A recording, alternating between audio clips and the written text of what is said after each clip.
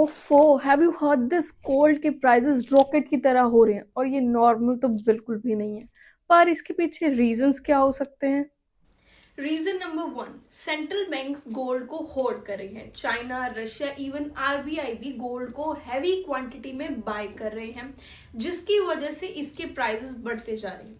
और इसका रीजन क्या हो सकता है? इसका रीजन बड़ा सिंपल है कि पेपर करेंसीज पे कोई भी कंट्री बिलीव नहीं करती, क्योंकि ये कोई सेफ्टी नहीं है।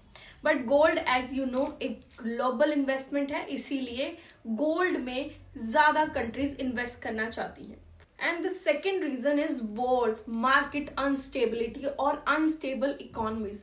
जब ग्लोबली टेंशन बढ़ जाती है तो सारी कंट्रीज जो है गोल्ड में ज्यादा इन्वेस्ट करने लग जाती हैं, because as I told you, globally एक इन्वेस्टमेंट, सेफ इन्वेस्टमेंट माना जाता है गोल्ड को। इसीलिए इसके प्राइसेस भी बढ़ते जा रहे हैं, क्योंकि इसकी डिमांड ग्लोबली बढ़ती जा रही है। And the third reason is, India में मोस्ट ऑफ द गोल्ड दूसरी कंट्रीज से इंपोर्ट किया जाता है और गोल्ड जो है ग्लोबली ट्रेड होता है यूएस डॉलर्स में। और आप तो जानते ही होंगे, यूएस डॉलर्स के अगेंस्ट रुपी की वैल्यू बहुत वीक है।